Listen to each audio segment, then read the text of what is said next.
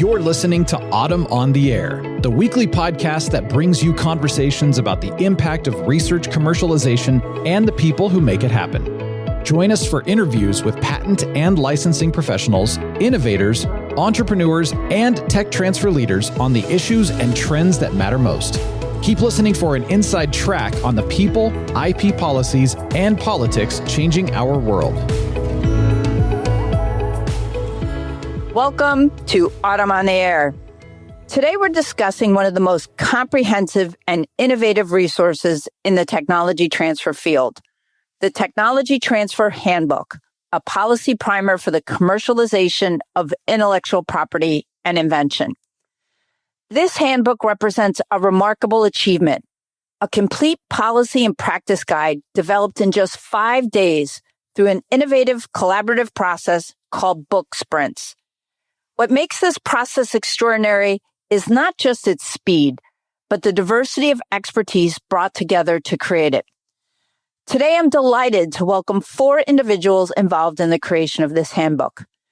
James Filpi, JD, Commercial Law Development Program, U.S. Department of Commerce, who envisioned this project and championed its creation at CLDP, an organization dedicated to strengthening legal and regulatory frameworks that support commerce globally.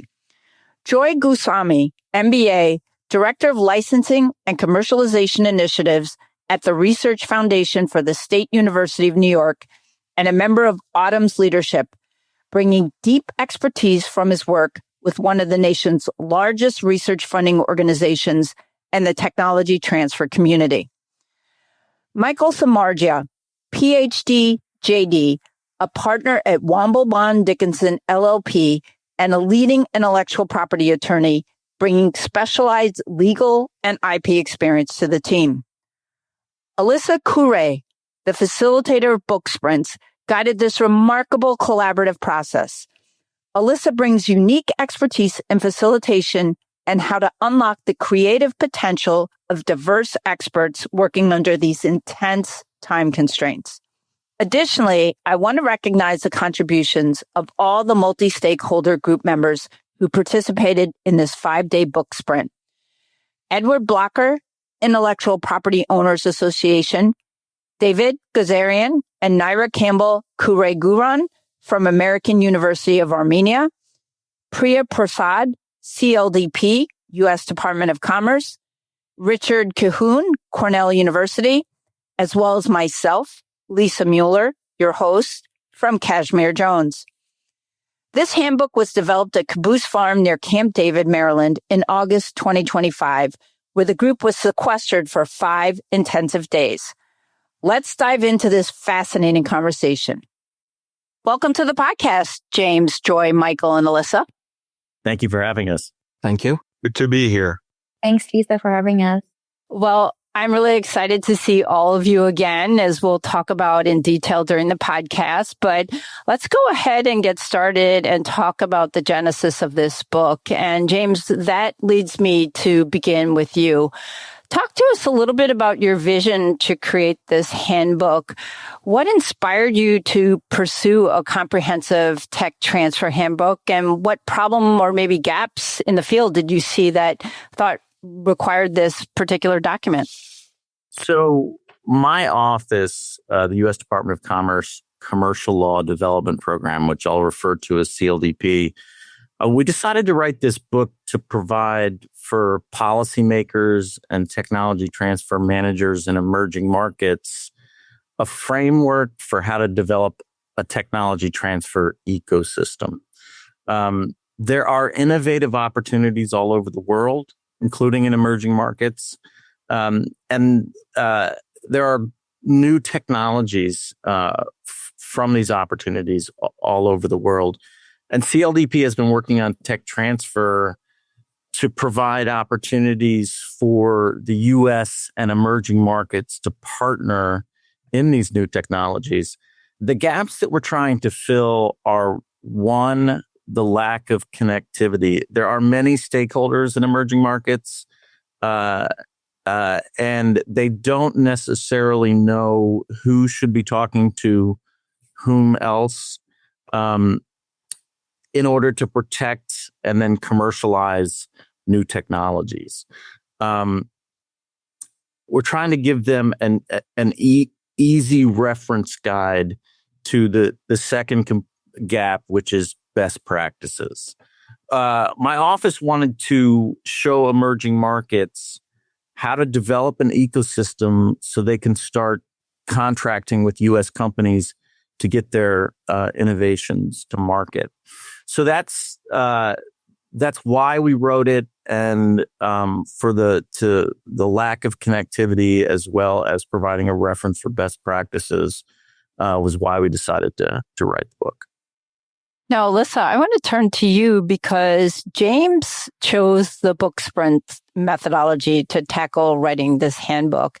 Now, I know I was not familiar with BookSprints, and I think neither were Michael and Joy when they were first approached. So talk to us about exactly what BookSprints is, where it originated from, and walk us through how it's different than traditional handbook development and why 5 days and what those 5 days are like. Super question. Thanks, Lisa. The BookSprints is a collaborative process where experts come together, typically in a room, sometimes also online. And as you said, for 5 days. And within these 5 days, they collaboratively write a book.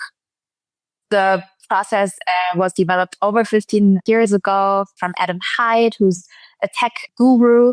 He developed this process together with NGOs and also tech companies. So it has been tried and tested over years. We've created over 100 different books with the help of this methodology. It is a process that is guided by a facilitator. So there will always be a facilitator in the room with the experts, but then they will also be supported by a back-end BookSprints team that is comprised of copy editors, illustrators, and also book designers that really help to kind of get this process going and get a book that's publishable within 5 days. So now you're asking why 5 days? It is really the method itself. We have 3 different kind of stages that we go through within these 5 days. And those 5 days are so important for us that we really cannot do it. We always say we cannot do it in 2 days, for example. It is truly something that has to happen in 5 days and also not in 6. We say that these 3 stages are the structuring, the writing, and also the editing stage. So all of the authors, so experts, we call them authors or writers, go through these 3 stages. And it's important that we will start with the structuring. So typically in any handbook writing, you will always start with the questions, why are we doing this? Who are we writing this for? What is important to mention? What are we actually taking out of the structure? And so all of these questions are collaboratively talked about in the group in plenary. And that typically is the first day. And then we'll move into the writing process after we kind of set the common ground and all of the objectives are clear to each other. We will start the writing process slowly. We will have another kind of quick check-up with everyone to see if everyone agrees on the structure still, or if there's things that we need to change up. And then the heavy load of writing begins, which typically takes 1 to 1.5 days. It's not that much in comparison. And what really takes up a lot of work is the editing process, because it is a process of shared authorship, which means that you as an expert would not only write content, you will also go into other people's text and start editing, adding onto it, maybe taking something out that is maybe less important in regards to the target audience, and so on and so forth. So a lot of the times that you spend throughout the 5 days is actually an editing mode, and you will be guided by the facilitator to do that work correctly, but also with a lot of trust amongst your colleagues that you will add onto the content in a way that is valuable for everyone. So I wanted to add that as an international commercial lawyer that works on global policy issues, it's difficult to get the right people from different parts of the world together long enough to organize, discuss, draft, edit a handbook in international commercial law and business. Getting everyone together with no distractions, as well as a constant working process, has been very valuable for my office, the Commercial Law Development Program. CLDP has written several books through BookSprints, and we found them to be very valuable tools for business people and their lawyers in working out some of these issues in order to improve how they do business across borders. Now, Alysa, you were the facilitator for this particular BookSprint, and you mentioned the back-end team also supporting you, copy editors, and you also had people who could do images, and they were really valuable during this process too. One of the things I thought was particularly interesting was they were in different time zones. So our group would finish our work product for the day, and then that would go off to your team, and then we would have feedback in the morning. Talk a little bit about the advantages of that type of system. Yeah, it's truly very supportive group of people that we work with. So wherever we are in the world, I don't only do BookSprints in the US, but also in Europe or even in Africa. They will always work at nighttime. Even if we share the same time zone, they will still work at nighttime for us. And it's truly valuable because we will, first of all, get feedback, especially from the copy editors, on where the text stands currently. So the copy editors will, throughout the night, we'll read through the whole book, whether that's 50 pages or 250 pages, and give us feedback on where each of the chapters stands, if we need to bring in more depth or if it's actually too detailed already and we maybe need to consider separating chapters in two, and also more on substantial matters and if there's an incoherence between chapters. So that is truly great because that is something that we can work with as a group on the next day.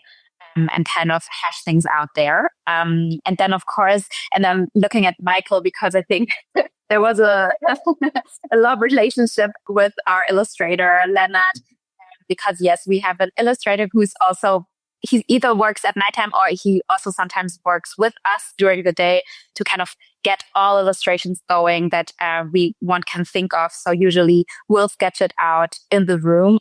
We'll take a picture of it and send it to him, and then by 5 minutes later, we'll have a ready-made image in the design of the client. So in this case, CLDP has its own design for this kind of series that we're building. And it's all there and ready to use within a couple of minutes. So, Alysa, what makes BookSprints work? You had people from all around the world who were part of this group. It was a multi-stakeholder group, and everybody had different interests. So how do you get everybody to work together and come up and be unified and to come up with one single product? Usually, the first day really does the trick because on the first day, we talk not only about structure, but also the objective of the book. Everyone will come with different kind of an intrinsic motivation to the process, but usually a lot of times we want to make an impact with books or with the product. And we really want to make people understand something better. We want people to make use of the knowledge that we have in the room. And that creates a common understanding and a common objective. And that's the first one. But then also in terms of multi-stakeholder interests, how do we manage competing interests? How do we manage people maybe wanting exactly the opposite? I think that's something that happens naturally in facilitation, where whenever I see that there might be conflict or that people might not agree as much with each other, I'll just raise that as a topic. And I say, I'm noticing tension here. Why don't we have a look at that and why don't we discuss it further? Because a lot of times it's not actually tension, it's just two different experiences or two different viewpoints that have a lot of the same information. And we just need to find the in-betweens of that to make people understand where we're wanting to go. And a lot of times also within BookSprints, there is a way of adding different layers.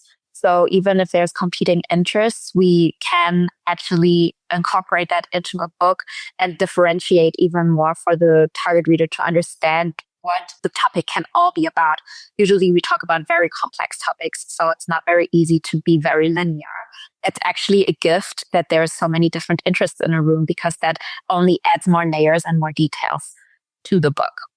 So Michael and Joy, I want to ask you, you were part of this group, and talk a little bit about, what those days were like, and Alysa's facilitation of our group and all that we went through, and how she navigated this process.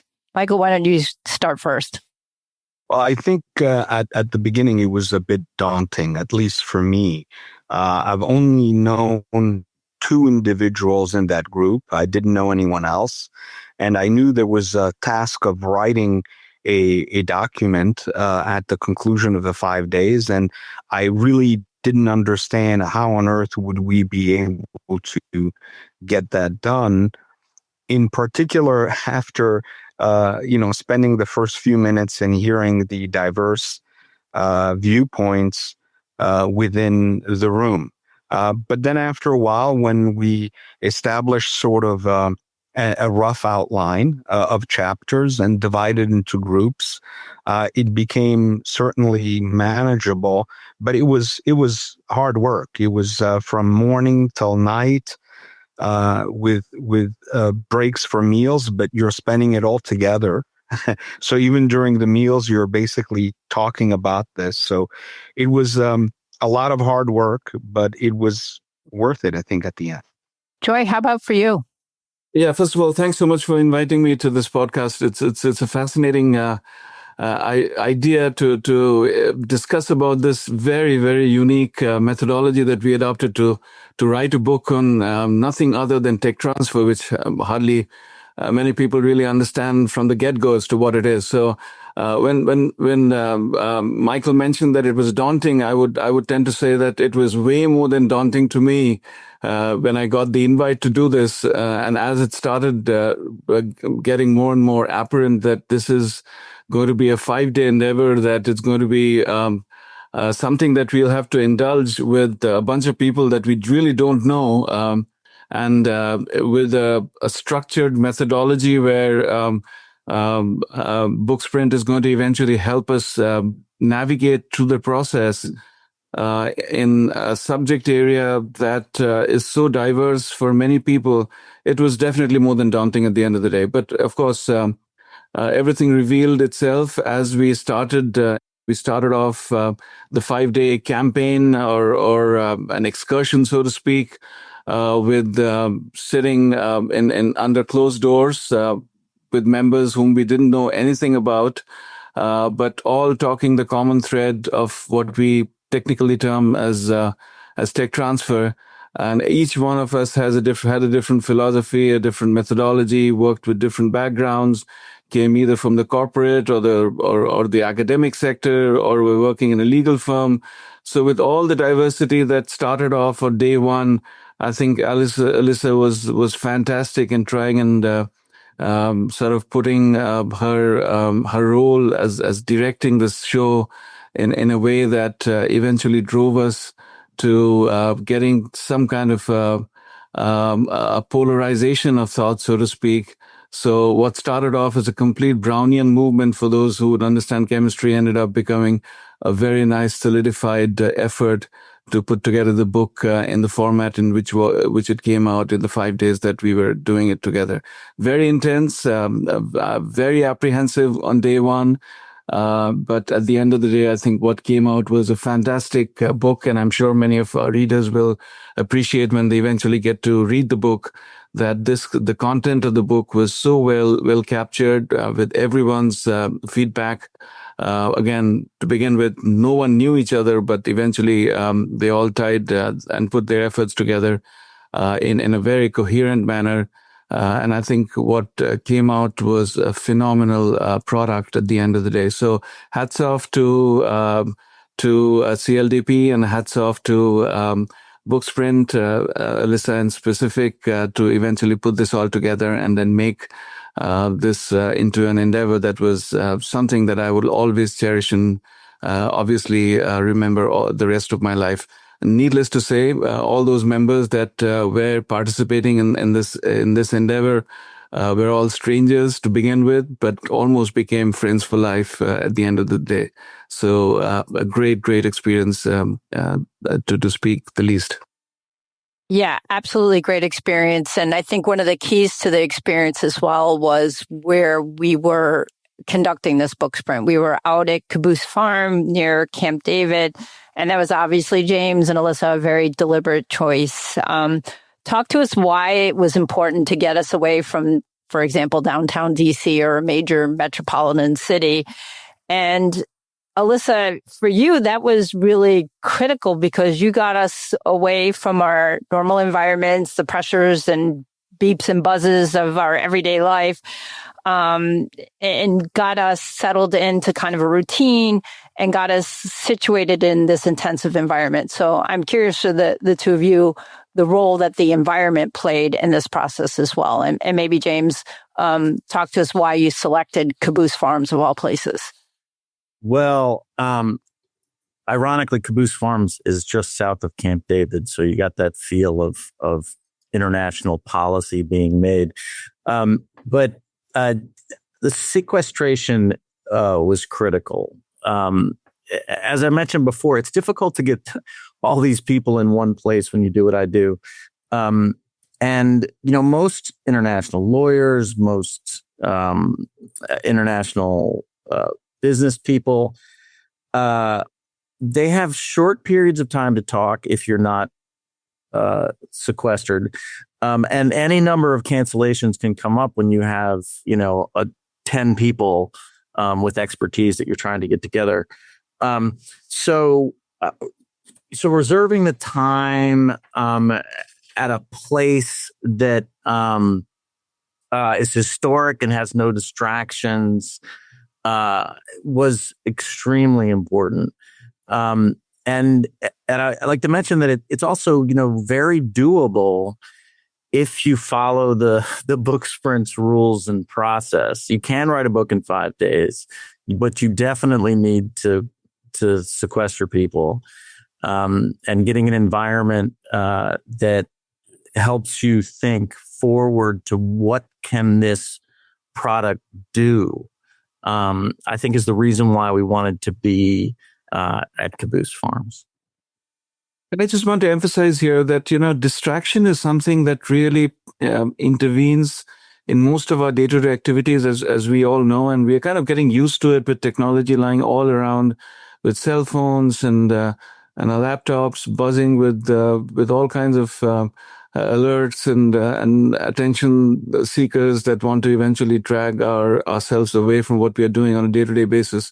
This was a perfect example of what happens and what life was, let's say, I would tend to say 100 years ago, when there was no technology and everything was confined to where it was. So we went a little retrogressive. I think we were concentrating on what we were doing. We were gelling, and it was again an experience that I just can't even describe, because I don't think I'll ever, unless I'm asked to write another book, and I wish I am, to do this again with this the entity. I don't think I'll be ever able to explain and replicate this kind of an experience, which was phenomenal, at least to me. You saying that it felt like 100 years ago just made me think that we actually had a fire pit as well. So we actually even had activities around in nature, and we did walks around in nature, which just naturally helps with kind of setting in with the very high pressure that, of course, is underlying in a book sprint. You kind of need to be very productive in 5 days. And I think the nature really does help. And little activities like fire pits and things, other activities like music, they really helped us to get along and make friends for life, I guess. Sure. And the only thing, of course, I compliment you was that you were getting us food and we didn't have to be hunters and gatherers. But other than that, yeah, I think I would tend to say that this was a fantastic endeavor for us to eventually be at a place without any distractions. I did not even have any cell phone signals for 5 days. So helped. I had to go back to my room to get internet to eventually tell my wife that I'm alive. but a great example of what you can achieve in such a short time if there isn't much distraction. And Michael, maybe you and Joy can share a little bit about how our day-to-day rhythm was as people who were working on these chapters during that 5 days. I would wake up, get ready, leave the cabin in which I was staying, and I would walk down this road that on a very busy day, there are 3 cars that would pass by. Then we would meet in the area that we were gathering. We would have breakfast. Then we'd go down and meet together and do the tasks that Alysa would assign us on that day or that morning. We usually would have a mid-morning break. Then we'd have lunch. We'd keep going through dinner, and even we would have some activities after dinner every once in a while. But if we weren't writing, at the beginning we would be responsible for writing a specific chapter, 2 or 3 of us, and then after the chapters were written, we were all responsible for revising or editing or adding to, as Alysa said, the other chapters. And as Alysa said, I was really enamored with the talents of Leonard, because I would give him, my idea of what, figure would go well. And he'd come up with these amazing, amazing figures. I was just mesmerized by his talent. So that's sort of what we did. No, totally. I think Michael is absolutely right. Like I mentioned, I think we were totally free from any distraction. And what started off as Alysa had mentioned, as a very broad project to begin with on day 1, where we weren't sure. And of course, we were asked not to get anything with us. In other words, no prep needed for any of the authors to get in while this project began. So we all had very open mind of what we were getting into. But day 1 was all about throwing out ideas and making it seem as though we wanted to all sort of get into some level of coherence in thinking of what the book is going to look like. So what really started off as a very random sort of ideas among all the authors about why we want to go started to look much more solidified and concrete as we move forward. And again, I compliment BookSprint for doing it the way they did it. They really had nifty mechanisms by which they were throwing out questions, and each author were sort of throwing out their ideas. Some of them were really wild. And then we were putting it on stickies and putting it on glass windows, and then there was a screening mechanisms to eventually identify the ones that we wanted to retain versus the ones we wanted to eventually abandon. And then we came with a nice structure at the end of the day, aside from, of course, the title of the book and then the contents of it, to eventually get to some place where we thought it would be a nice place for us to start writing on the content. So like Alysa mentioned, I think we started this project as broadly as we could by structuring it, moving into the writing component, which, believe it or not, was relatively less intense as compared to structuring it. And then finally, of course, the more important thing where we indulged into editing the book, which took a chunk of our time. And while editing it, each of the authors got to see what the others were doing. Something, as like I mentioned, beginning with the Brownian movement and us polarizing and getting into solidified ground with the book that's coming along. And I hope it's a good book for everyone to read. Was a phenomenal experience. So yeah, I agree. It was a great experience. I lived in a little cabin like everyone else, literally walking distance from where we were sitting and indulging in the writing part. And so it was a nice stroll to the place early in the morning. And we walked back pretty late in the evening. All of us still continuing to think as to what was coming the next day. So a very, very interesting time and project in general.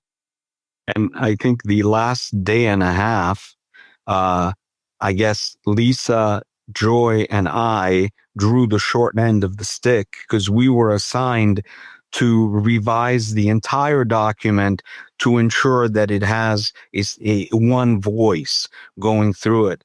I think that to me was the highlight of the event because that was the best collaborative work I have ever had the chance to be a part in my life. I think the three of us were able to kind of have a mind melt and be able to kind of go through it really, really well, really in a respectful manner to each other and to the authors that provided the work.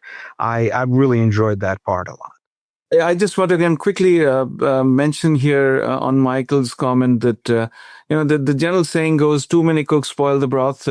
So when you're having so many authors write a book, you tend to think that this book is going to be a total mess because everybody will have a different idea and things wouldn't solidify well enough. But this was quite the contrary in that everybody contributed and everybody eventually was a contributor to each of these chapters. And this is not an edited book by any means, where the book is, made with contributions from an author for a particular chapter. But this was a contribution coming with all authors contributing to every single chapter, which was, I think, a very unique product in and of itself. Yeah, you definitely don't see that where you have multiple authors contributing and revising chapters like that. But I agree with you, Michael, that editing that the three of us did was one of my highlights from my 5 days there, because it really was incredible how the three of us worked almost seamlessly to get through all that content and come up with one kind of unified voice. It really was a delight and something that I will definitely never forget. And Michael, sticking with you for a second, in digging into the handbook in a little bit more detail, it has 8 core chapters from IP fundamentals through emerging trends like AI and open innovation. Talk to us about how we approached organizing the incredible landscape of tech transfer and what we did in terms of using some practical templates as well as case studies, and why those are also a really important part of this handbook. So I think as Alysa and Joy already said, I think on the first day, we wrote down ideas on stickies, notes, and then posted them on this beautiful window that obscured our view, but that's all right. We did it for a purpose. And then we started organizing things, and we wanted to tell a story. We wanted to explain why tech transfer is so vital to any country's system, and why innovations really need what ecosystem they need to strive, and how to go about developing these wonderful innovations that come out of these research and academic institutions, and then to go through the whole process with all the funders that you need, the venture capitalists, the developers, those that are responsible in incubating these startup companies, and then providing tools for countries that perhaps don't have tech transfer systems, so that they can implement them and use them, not necessarily use them as a whole, but they can make it really fit for their own purposes. And that was the whole plan as I understood it. Right, James? Right. Now, Joy, the handbook serves multiple audiences: government officials, researchers, tech transfer professionals, entrepreneurs, and investors. How do you think the handbook serves each of these groups, and how do you think different readers will go about using it? Lisa, good question. Again, this is, I think, an attribute that we had, that all the authors really questioned right from the get-go as to what the target audience is. And usually some of these handbooks are sort of directed to a specific sector. So it'll be only academic sector or the corporate sector or the business sector. But we knew for a fact that we want to make it broad enough to eventually have anyone who wants to learn about technology transfer to get a sense of what it is. Also, we did not want to make this very technical, so we wanted to dumb it down for anybody who may not even have an idea of what technology transfer really is, to be reading this book and getting a sense of how important this so-called best-kept secret about this profession is all about. So it was a bit of a challenge, but we have always kept that in mind, because that was a discussion we had on day one, that we'll have multiple authors, and we're going to eventually carve it out in a format that will eventually serve the purpose of members reading from any of these sectors to somebody who has no idea what tech transfer is. So my recommendation is, of course, is to download the book, take a look at it. It has a very intuitive chapter breakage, and each of these chapters has subtopics that one can delve into to get to understand what it is.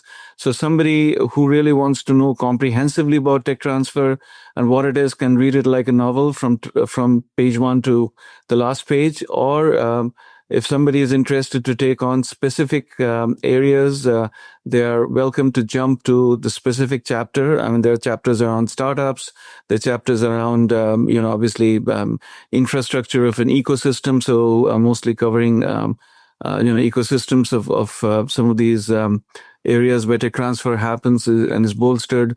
Obviously, it revolves around tech transfer offices. And again, that's confining from small, medium to large for academic tech transfer. So it's very intuitive. And if you really look at the contents of the book, it should be easy for somebody to navigate and read as they want to go through this book and figure out what they want to do. Also, I do want to emphasize here that this is also covering a lot of international authors. So it's not just confined to North America or US, because many of the authors were from international countries. So we have extremely good coverage of instances and examples coming from other countries as well. And some glorification of this book is with specific examples that we have blocked out that somebody can read if they want to just flip through the pages to get specifics of something that happens in a particular case study for that particular chapter. So I think it's a nice way that the book is sort of framed, and I think it's going to be fairly intuitive for somebody to read it, regardless of which segment or sector they come from. And I think another really great thing about this book, and this goes to you, James, is you've issued it under a Creative Commons license, so it can be freely shared, translated, and adapted. Why did you choose this generous approach, and how do you envision the handbook to be used globally, particularly in emerging economies? Right. So CLDP is a public service. So we want as many people to be able to benefit from our work, such as this handbook, as possible. It's really a credit to the authors who are willing to share their knowledge for the cause of expanding technology transfer all over the world. Again, it is a training tool and a reference guide. And we've begun introducing the book in Central Asia, Eastern Europe, and the Middle East so far. And as a training tool, again, it'll bring together stakeholders in these emerging markets and encourage them to follow best practices.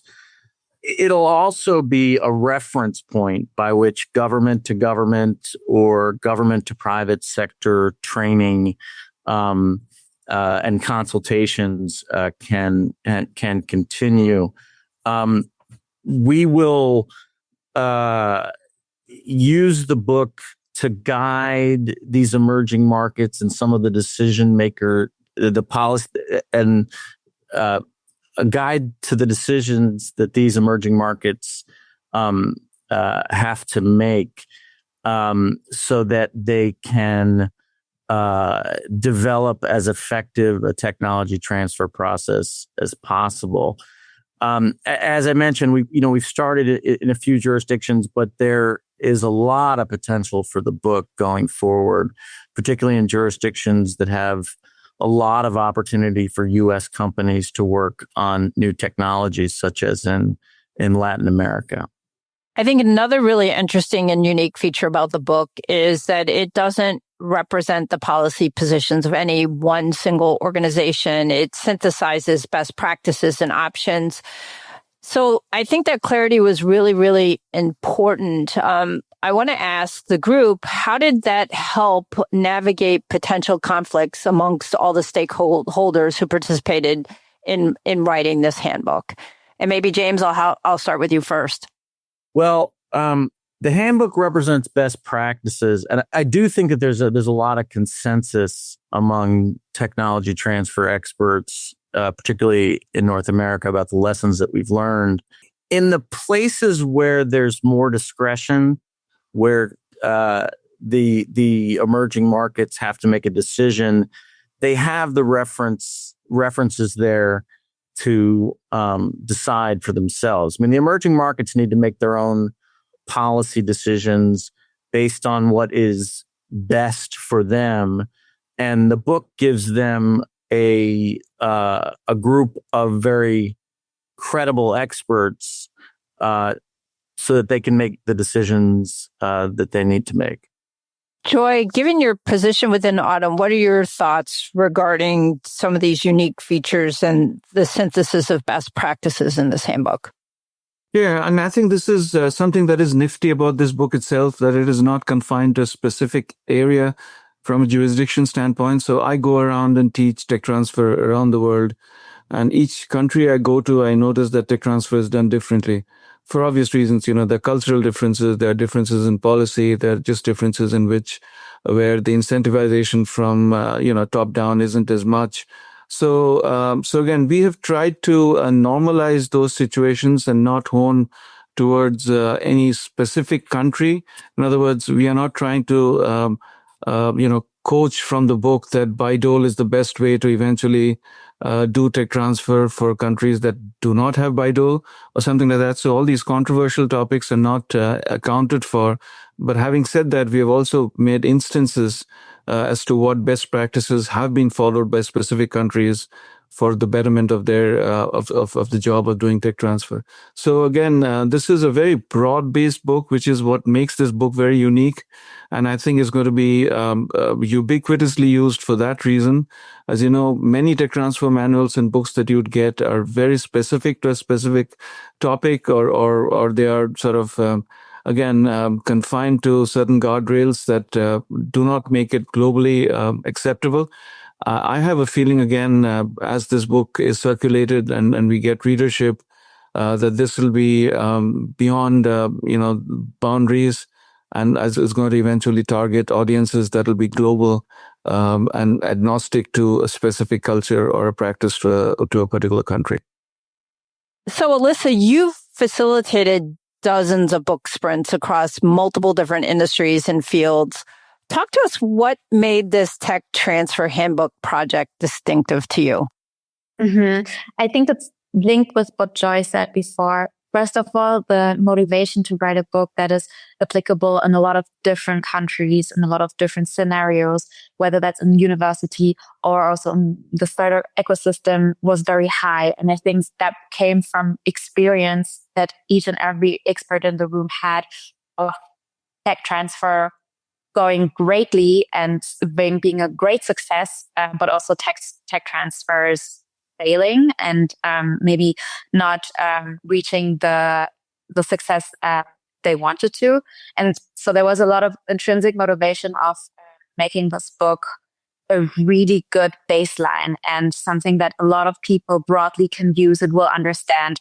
And not only the lawyers in the room will understand, but really everyone, and especially the tech transfer officers, will be able to use as a resource and guideline.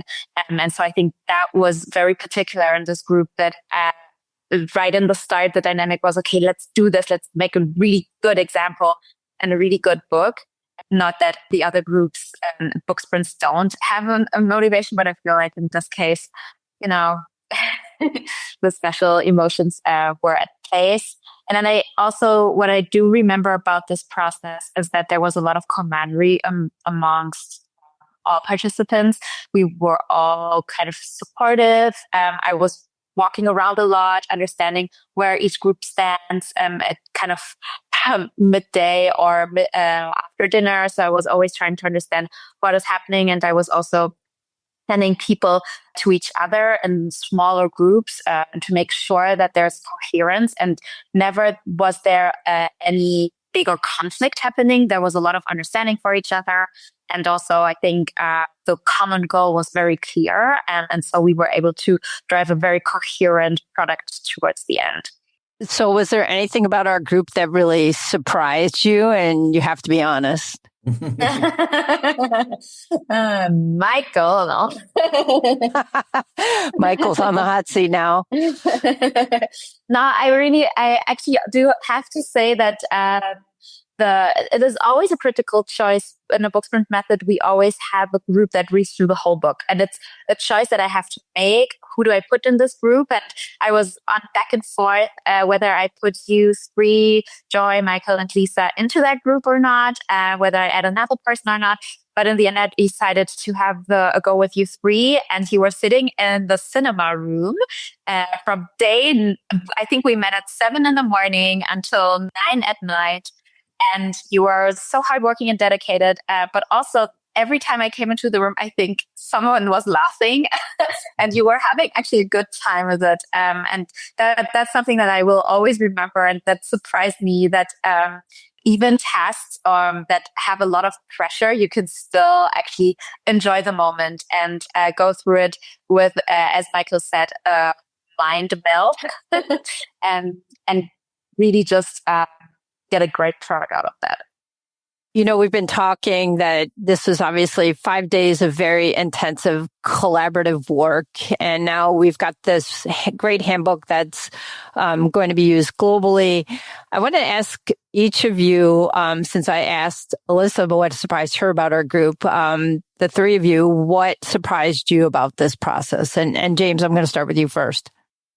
For me, my office there's a lot of praise and discussion of BookSprints. Mostly our energy and critical minerals teams had written books through BookSprints.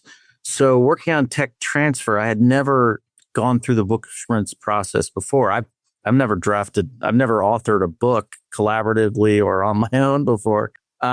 And I was surprised how doable it was. I mean, like everyone else, I was skeptical and shocked on the first day, even though lots of colleagues said it's going to be great, work the hardest you ever have, et cetera, et cetera.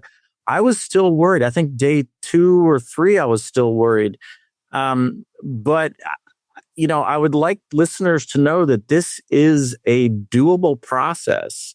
If you follow the BookSprints method, you can write a valuable book and a very good book in 5 days. Joy, how about you? What surprised you the most? To me, honestly, other than the fact that obviously, like I mentioned, in the 5 days that we were together, day 1, it just didn't look like we were going to get to any place in 5 days. So the fact that we even had a book made to the perfection that we eventually got it to was super surprising to me. And more importantly, if I were asked to do it myself, just as an individual author, probably I could sit down and do it because I know I'm in control of myself. But having people with such diversity and in a field like tech transfer, which is, as you all know, as undefined as you can think, coming from different members coming from different sectors, from different countries. I think the fact that we could eventually put this compendium and this fantastic book together in the 5 days really, really surprised me overall. I do want to again emphasize the fact that CLDP took upon the fact that they want to write a book on tech transfer in and of itself was surprising, because as you know, many people don't quite understand and appreciate what technology transfer is.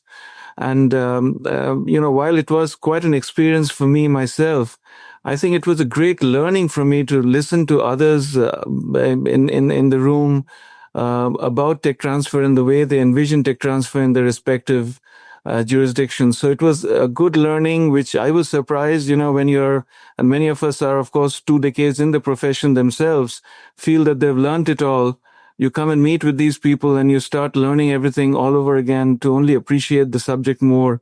I think that was a great surprise to me overall. But I do again want to close out by re-emphasizing how technology transfer is a very well kept secret and how important it is for somebody to embark in this profession. I think many of us do not appreciate what it is. If you really look at some of the numbers, and they are kind of jaw-dropping in that technology transfer sort of contributes to $1 trillion into the gross domestic product of US only.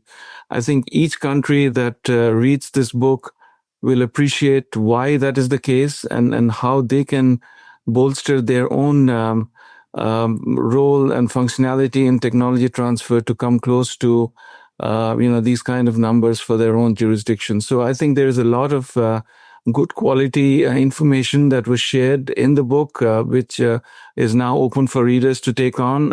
Again, I appreciate CLDP for doing it. I appreciate BookSprint for taking this all on, and a great experiential learning for me, which in and of itself was surprising, to say the least. And Michael, how about you? What surprised you most about this process? I think what surprised me the most is my disappointment the following week that I wasn't part of this again. I really didn't expect to enjoy it as much as I have. And for that, I'm grateful to James and CLDP for including me, and to Alysa for exposing me to the BookSprints process. And I know I've met you, Lisa, at another meeting, and another co-author of ours. And I know I'll soon see both you, Joy and Lisa, and hopefully James too, at the autumn meeting. So these are friendships that will last. But my biggest disappointment is, man, I wish I could do it again. It truly was a wonderful experience. James, do you have something you'd like to add? Yeah, I want to say you're very welcome to the thanks from Michael and Joy, but I really want to thank the authors, because you all have put yourself out there so that we can sort of unlock technology transfer in some of these emerging markets. So, Joy, Michael, Lisa, the other authors that aren't here, Ed Sparks, Naira Campbell, David Gazarian, and Richard Cahoon, of course. But yes, all the authors, thank you so much for being a part of this.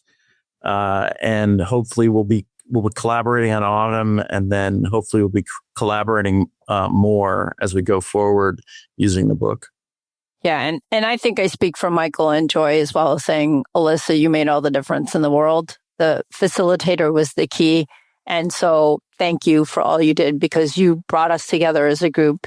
You kept us together and you kept us motivated. So really, you're owed a tremendous amount of thanks as well. Oh, thanks a lot, Lisa. That's so nice to hear.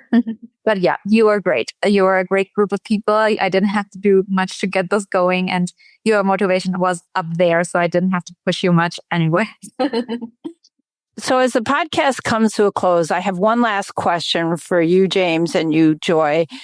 The handbook's introduction mentions that the contributing authors are committed to adapting this handbook for training courses and technical assistance initiatives. Talk to us about what those next steps are and how this resource will evolve and extend its impact. And James, we'll start with you. So I started to mention that we've started rolling out the book in terms of introducing it to some of the emerging markets we've been working with.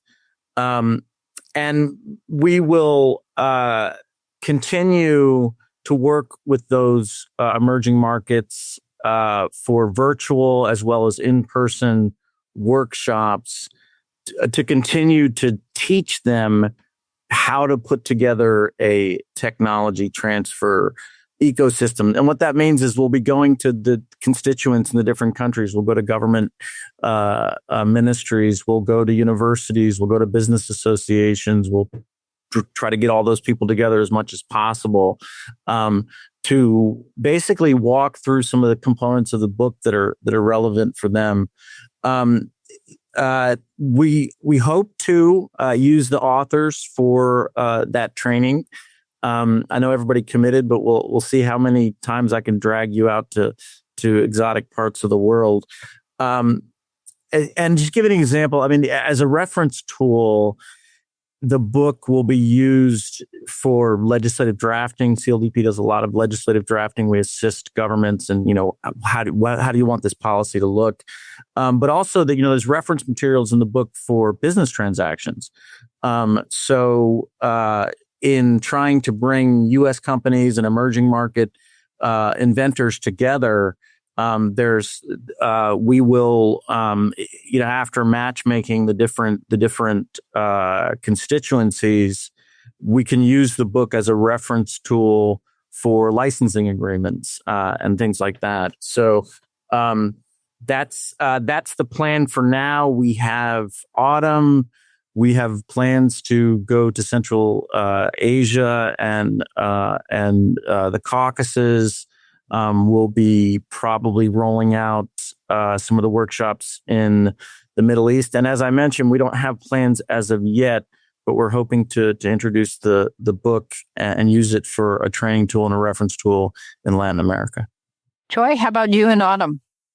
Sure. Again, Autumn is all educate, promote, and connect. So at Autumn, personally, again, I'm an instructor, and I do a lot of workshops with tech transfer offices around the world. As a matter of fact, I just got back from India a couple of days ago. And believe it or not, I've already started using snippets of this book in my workshop training. I just went to Bangkok last month, and I was actually taking off some portions of the book to exhibit some of the processes of tech transfer that was applicable to that workshop. And then in India, I did a 2-day workshop with some budding tech transfer professionals. And again, many of the contents that I revised for the Indian audience came from this book. And of course, it always helps because obviously when you're doing these workshops, you're providing a narrative and everything is pretty abridged and quick. But then if you have a hyperlink to the book, which many, and there were several, more than 100 people that attended the workshop, that were very happy to eventually receive it, and more so by learning that it is basically at no cost to them, that they downloaded, and they have expressed sort of interest to try and then thank the team for making this book available to them, which obviously was not something that they were getting access to prior to this. So I will continue using this book. I've already got several requests for getting signed copies of the hard copy. James, I want to make you somehow the conduit to provide those hard copies, and there'll be several authors at Autumn Annual that are already queuing up to get copies of this. I'm very excited about that. And of course, in any way that I can broadcast or CLDP can help broadcast the book to have members of the tech transfer community around the world to get access to it, that'll be fantastic. So long and short of it, Lisa, yes, Autumn does a lot of workshop, and I'm already started using it in a big way, and hope that this is going to continue for a while. Yeah, Joy, I just want to say absolutely, we are printing the book as we speak. We're translating into Russian. There's a discussion of translating into Armenian and Spanish. And then as these, as the needs come up, we can certainly translate it into other languages. Well, James, thank you again for the amazing opportunity that you and CLDP provided all of us. And Joy, Michael, and Alysa, great to see you guys again as well. Thank you all so much for being on the podcast today and sharing these insights into the handbook. Thank you, Lisa. Thank you so much. Thank you to James, Joy, Michael, and Alysa for this rich conversation about the Technology Transfer Handbook and the innovative BookSprints methodology that brought it to life.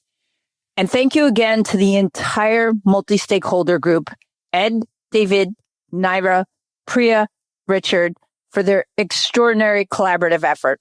The Technology Transfer Handbook, a policy primer for the commercialization of intellectual property and invention, is available in both electronic and print formats at https://cldp.doc.gov/resources. It's issued under a Creative Commons license, meaning you can access, share, translate, and adopt it for non-commercial purposes. The handbook provides essential guidance for policymakers, researchers, tech transfer professionals, entrepreneurs, investors, and anyone working to translate innovation into impact. Whether you're launching a technology transfer office, navigating IP protection, supporting startups, or designing policy frameworks for innovation, this resource offers practical tools, case studies, and strategic guidance grounded in global expertise. For those interested in learning more about BookSprints and how this collaborative methodology has been used across industries to rapidly create high-quality resources, you can visit BookSprints at www.booksprints.net and learn more about Alysa's work. For our listeners who are members of AUTM or involved in tech transfer, this handbook represents a significant contribution to our field's knowledge base and practices. I encourage you to explore it, share it with colleagues, and consider how it might inform your own work. Thanks for listening to AUTM on the Air. Until next week, keep innovating. Thanks for listening to AUTM on the Air with Lisa Mueller. Get social with us and share your thoughts. You can tweet us at AUTM or visit us online at AUTM.net. We'll be back next week on the air. Be sure to join us.